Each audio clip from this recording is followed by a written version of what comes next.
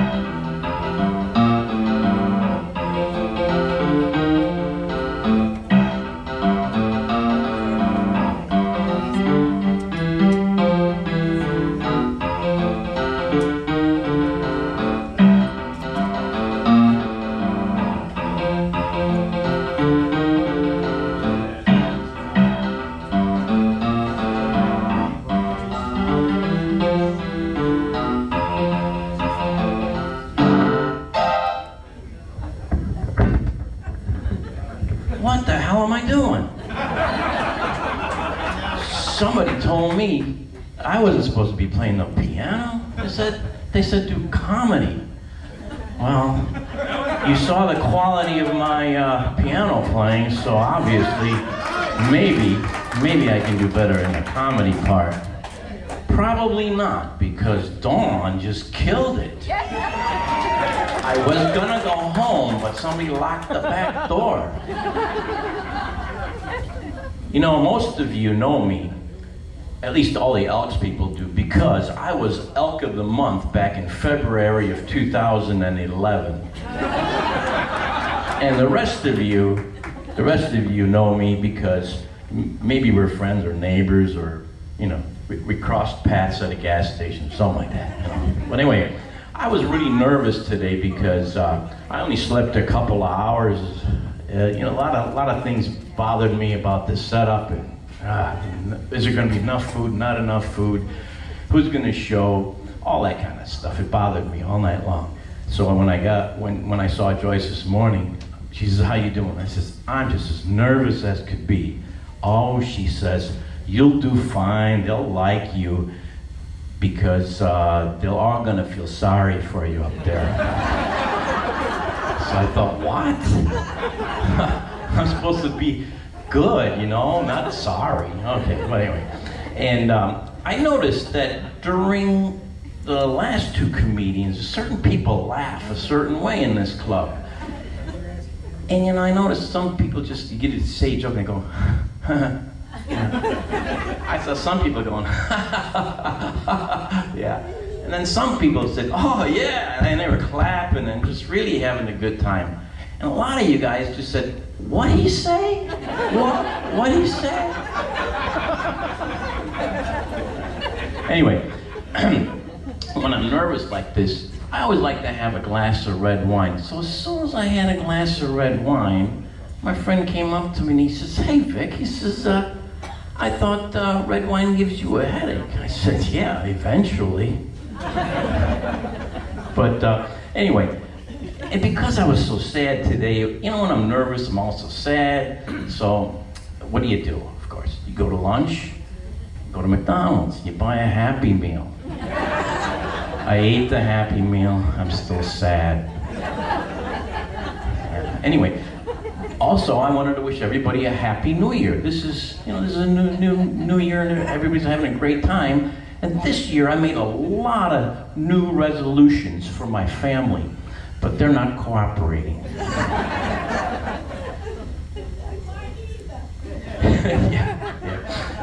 And I also made it, was gonna be a little bit late today because I was shopping for a new boat.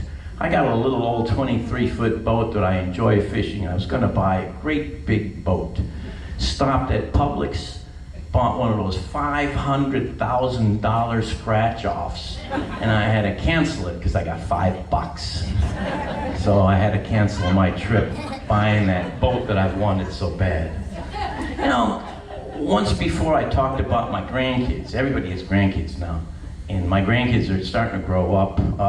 I don't know their ages exactly, but they're about this tall, 7 years old. Well, they were watching TV, and I just saw that, one of those grandboys who just looked so sweet, and I said, you know, I just went and sat down next to him, put my arm around him, and I said, you know, I just want you to know that I'm always there for you. I'm just gonna love you to death, and no matter what happens, I'm the guy. I just love you so much. And he looked up at me and he smiled and he says, Grandpa, your breath stinks.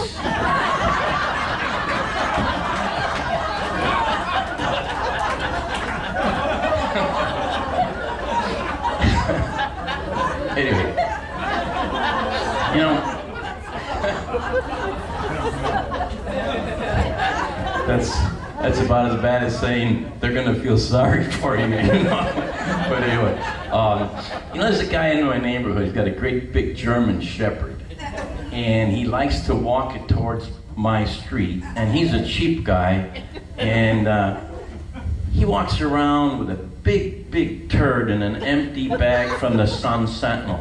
And when he talks to you, he's got that thing swinging around. And I said, listen, it's a clear bag besides. I said, listen, Eric, I said, I don't want to talk to you when you're swinging shit around like that, you know? And it also reminds me of, you know, about dog ownership. Who really owns the dog? Well, first of all, if I own the dog, I would expect to be shitting all over. The dog is going to clean it up. But if the dog owns you, you know what happens. Guess who cleans up the dog shit?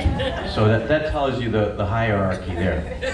A friend of mine in college, he lost a couple of dogs, and he said to me, you know, Vic, he says, the next time, I'm not gonna get a dog anymore. He says, it's just too sad. He says, and I'm tired of picking up dog shit.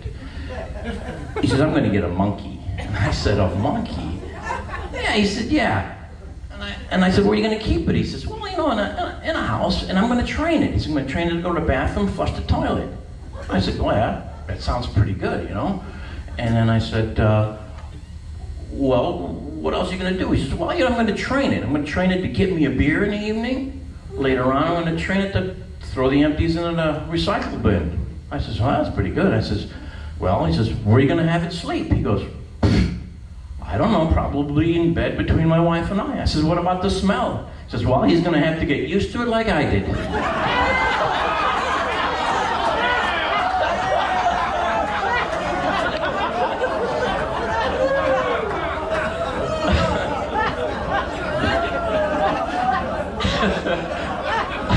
I have a lot of women friends, you know.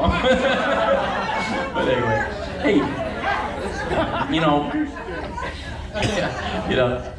Joyce and I have been married 46 years. We don't need an applause for that. But a lot of people ask us, hey, you know, what's your secret? And I said, well, it's kind of simple. Twice a week, we go out to a fancy restaurant, white tablecloth, you know, a little wine, candlelight. And I said, and it works out really good. She goes out Monday and Wednesday, and I go Tuesday and Thursday.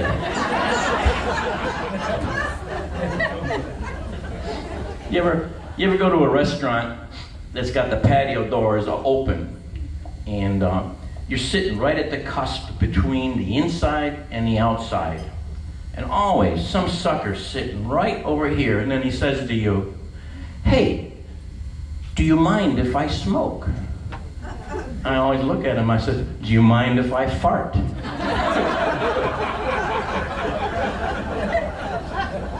Speaking of farts, you know, one of the things I'm always about farting, of course, is you gotta be honest. And many times in an environment like this where you're hanging around with your friends or a party, maybe Christmas party or whatever, and sometimes, you know, I gotta pass one. And as soon as it encircles the group, they give you that evil eye, and I just look right to Joyce and I say, tell him I did it.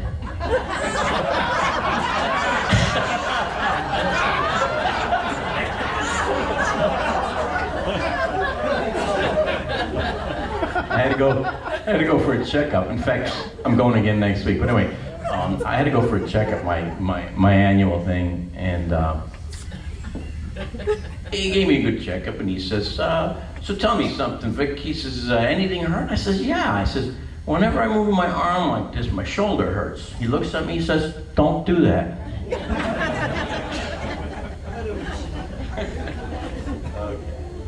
I also wanted to exercise more because the doc yelled at me, you know? So I was gonna sign up for a 5K run, you know? And the bad part was my hand cramped up trying to fill in the application. So I had I can't run with that kind of cramp. Hey, this is one I heard from Dave Brenner. Did you know about Zoloft? Zoloft is prescribed for depression. But the side effects for Zoloft are vomiting, diarrhea, and erectile dysfunction. So what the hell is that? So you puke, shit in your pants, and you can't get laid. Now you tell me that's not depressing? That's about as depressing as you'll never get cured if you take that. It's a big circle.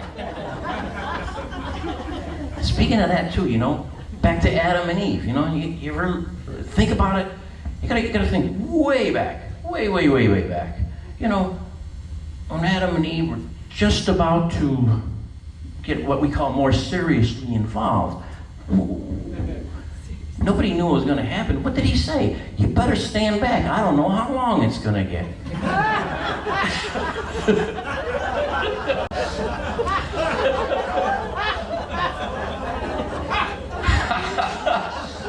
Anyway,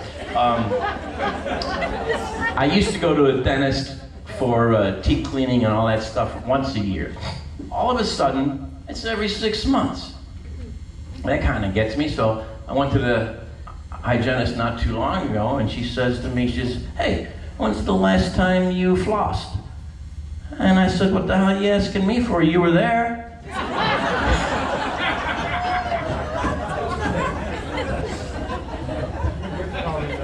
Hey, did you guys know that pie in the Bahamas is $7 a pie? And a pie in Jamaica is $8 a pie. But in the Cayman Islands, it's $10 a pie. And those are the pirates of the Caribbean.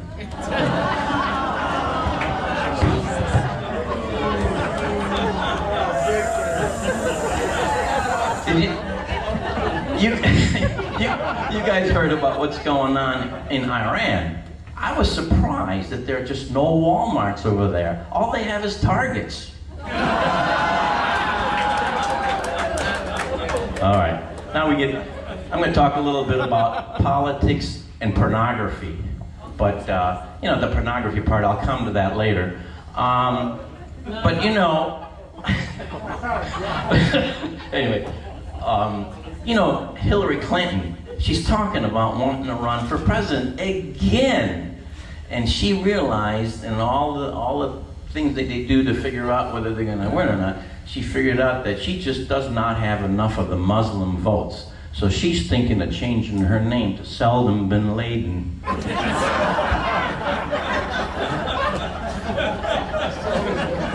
Anyway, I'm still in politics, by the way, in case you're wondering which of those two categories I'm talking about. Also, you know who Alexandria Ocasio-Cortez is, AOC, she's known as. You know, she wanted to pass a bill to make sure that every American can be in the. I'm sorry, I missed that one. I'm gonna pass that one. Sorry about that. I had a brain fart, you know. Anyway. Hey, did you know? Again, no offense to anybody, but you know, Mr. Trump keeps wanting that wall, and there's a lot of talk about that wall. But you know it really works because they have a wall in China, and there's no Mexicans there.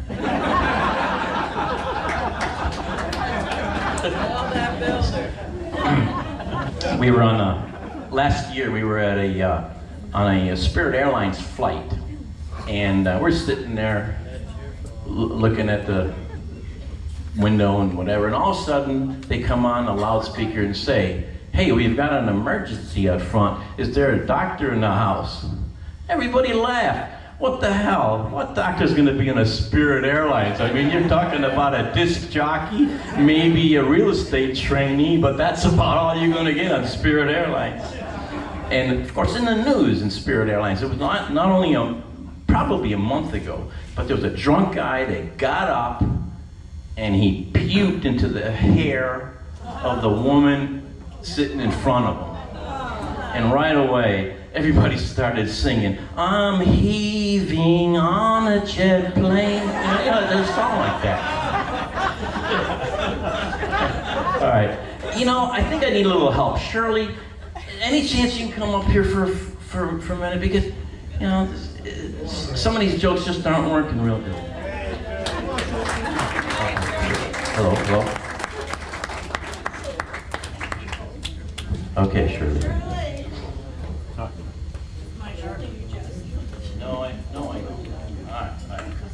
All right, this is Shirley, and she's the one that really arranged all the food for us and made it really nice. But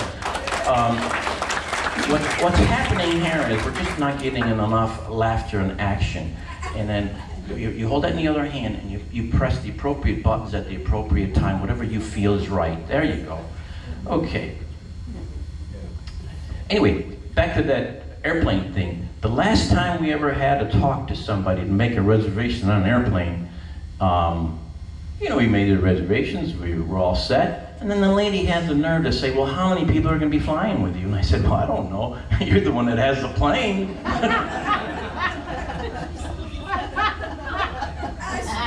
Into the microphone. I don't know if this was a good idea. Anyway, about 6 months ago, I was called into jury duty, and you know, most of the people want to get out of jury duty, and I had a plan.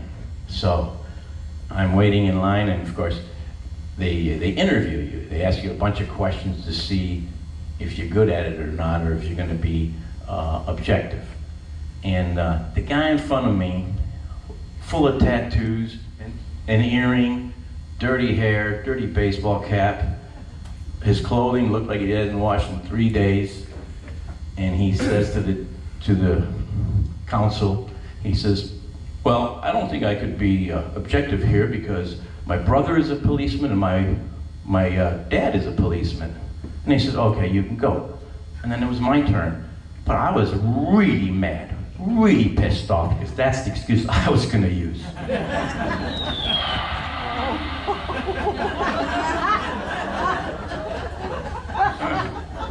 Did you ever hear the story about the guy who hires a prostitute?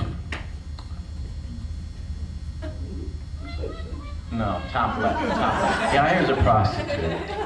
And as they consummate their deal, she says to him, she says, "I'll bet I know what profession you're in. I can guess that." He goes, "Yeah, what do you think?" She says, "A doctor, because you're always washing your hands." "Oh," she says, you're right."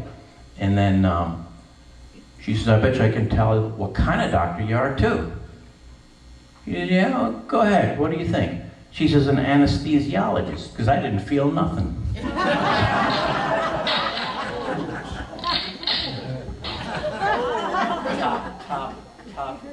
The top line. Try that. There you go. All right. You know, when I was a young kid, I'm not as bad anymore, of course, but when I was a young kid, I was dyslexic. And I was lost in the woods one day, and I sent out an OSO message, and I never got saved. When my mom heard about it, she says, "Oh, well, you know," she says, "I know how to deal with that. We're going to join DAM, you know, Mothers Against Dyslexia," and that helped me a whole bunch. Now I'm not dyslexic anymore. And, oh, thank you. The crowd goes wild. And you know, this is true in life, but there's a lot of bright people in this world, but everybody is or can be dumb in some way. And proof of that is, did you know that Einstein could never figure out how to use a comb.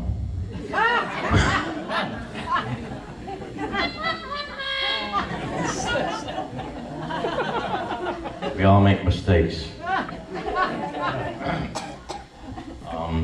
Hey, did you know that drinking beer makes you smart?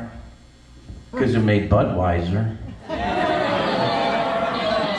You know, about 2 years ago, my wife was at Publix, and she saw her car being stolen, so she gets on the phone, calls me, and she says, she says, our car just got stolen. And I says, oh, come on. She says, don't worry. She says, as they were pulling out of the lot, I got his license plate number.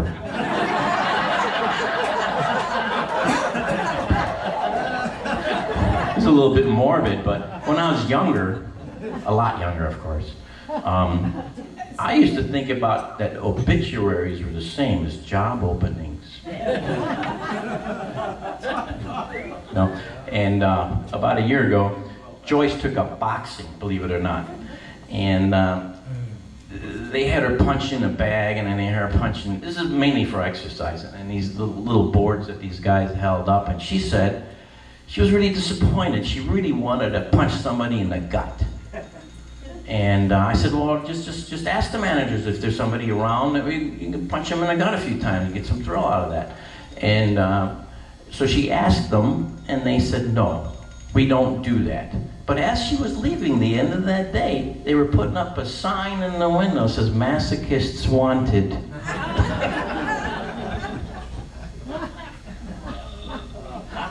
You shouldn't rehearse that. There we go. You know, a long time ago, we were driving to like the Disney World, and that area is known as Kissimmee or Kissimmee. Kissimmee. Well, anyway, Joyce and I were arguing about the pronunciation of that place. We were arguing for about a half an hour. She says it's called Kissimmee, and I said no, it's Kissimmee. And of course, she says, all right, let's just pull over and ask. So we pull over, and I walked up to the guy, and I said, all right, we've been arguing for a half an hour now about how to pronounce the place. I said, say it slowly, loudly, and clearly. I said, where are we? He goes, Burger King.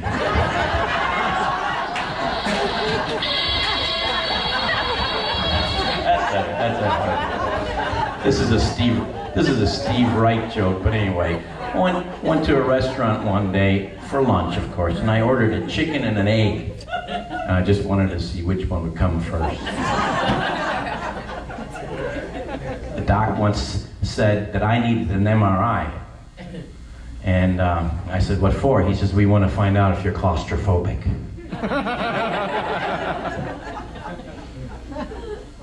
You know, when you do stand-up comedy, you got to take every gig you can get.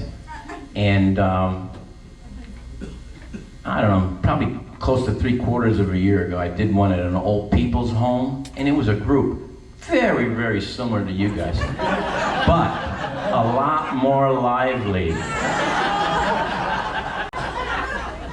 Now my nephew lives in Chicago, and he's got a new girlfriend that has 2 cats, and he's allergic to cats.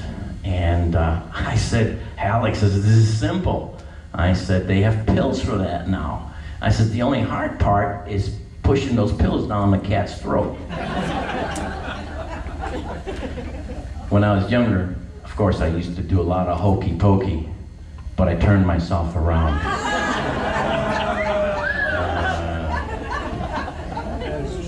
This morning, as you know, I was very nervous, very sad, almost suicidal, and I thought the easy way to do this is just call a suicide hotline, and they'll put me at ease. And of course, the hotline wound up in a call center in Pakistan. And I told them that I'm feeling very suicidal. Those bastards asked me if I could drive a truck.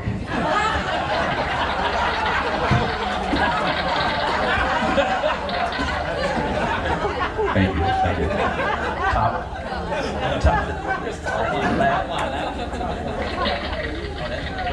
Yeah,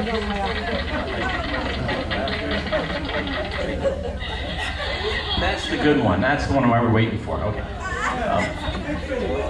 Almost, just about.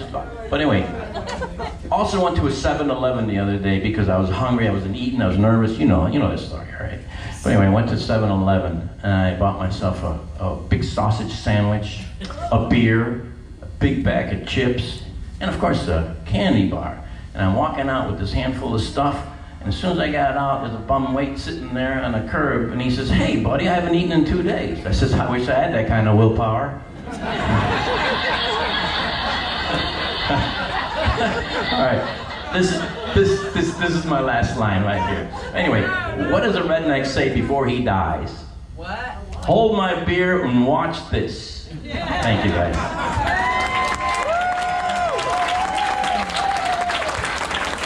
Thank you, Shirley.